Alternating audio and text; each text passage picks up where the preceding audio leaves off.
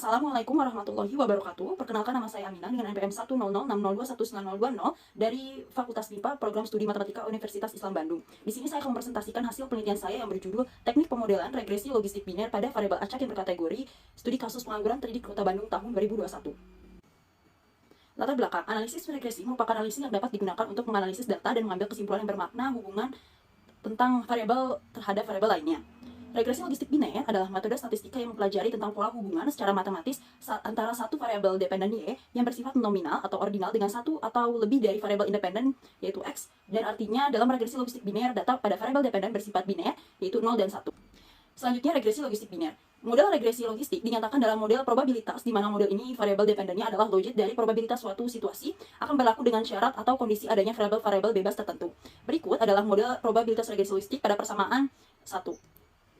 Selanjutnya, nilai probabilitas Vx berkisar antara 0 dan 1, sehingga linear sederhana representasi untuk V atas semua X yang mungkin tidak memadai, karena nilainya dalam kisaran minus tak hingga dan plus tak hingga. Pada kasus ini, transformasi tersebut disebut logit, didapatkan persamaan yang diperoleh pada persamaan 2. Selanjutnya, estimasi parameter. Estimasi parameter dalam regresi logistik biner menggunakan metode maximum likelihood estimation atau MLE. Fungsi likelihood ini didistribusi Bernoulli untuk n sample independent.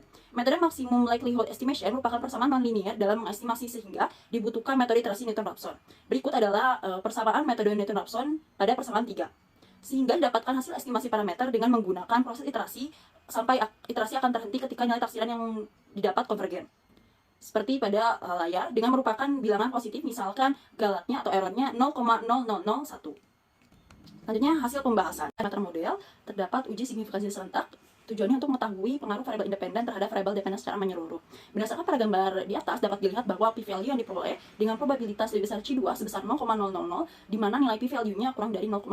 Dengan hasil tersebut, dapat diambil keputusan bahwa H0 ditolak dan H1 diterima, sehingga nilai LR C2 tesnya sebesar 73,31 dengan probabilitas lebih besar C2 sebesar 0,000 mengindikasi bahwa variabel independen secara bersama-sama mempunyai pengaruh terhadap model yang terbentuk.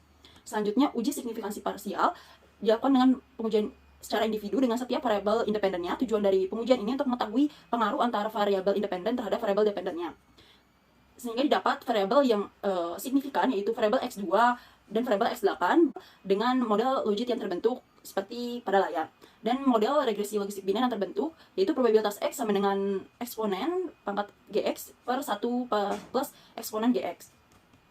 Sehingga didapat model akhir regresi logistik biner yang merupakan model setelah mengeliminasi variabel-variabel independen yang tidak memberikan pengaruh signifikan terhadap variabel dependennya, dengan model logit yang terbentuk sebagai persamaan berikut. Sehingga didapatkan regresi logistik terbaik yang terbentuk dengan probabilitas X sebagai berikut. Selanjutnya, uji kesesuaian model untuk mengetahui apakah model yang digunakan sudah sesuai. Berdasarkan gambar di atas, dapat lihat bahwa probabilitas lebih besar C2 pada uji kesesuaian model sebesar 0,9453 yang artinya H0 diterima. Dengan tingkat signifikansi 5%, terdapat cukup bahwa model yang digunakan adalah sesuai dan layak digunakan untuk tingkat signifikansi 0,9453 lebih besar 0,05. Oleh karena itu, model regresi logistik yang diperoleh sesuai untuk menjelaskan seberapa besar probabilitas pengangguran terdidik Kota Bandung tahun 2021. Selanjutnya, ketepatan kualifikasi ini untuk menyatakan kelayakan suatu model dengan seberapa besar persentase observasi secara tepat. Berdasarkan hasil klasifikasi pada tabel, dengan nilainya dapat dilihat bahwa nilai kesalahan klasifikasi sebesar 12,54, hingga klasifikasi pengangguran terdidik di Kota Bandung pada model regresi logistik biner mampu mengklasifikasi dengan tepat setiap pengamatan sebesar 87,45%. Selanjutnya, pseudo R2, di sini dapat dilihat bahwa pseudo R2 sebesar 0,1138. Hal ini berarti kemampuan kesimpulan variabel dalam menjelaskan tingkat pengangguran terdidik sebesar 11,38% untuk variabel independen yang dapat dijelaskan oleh model.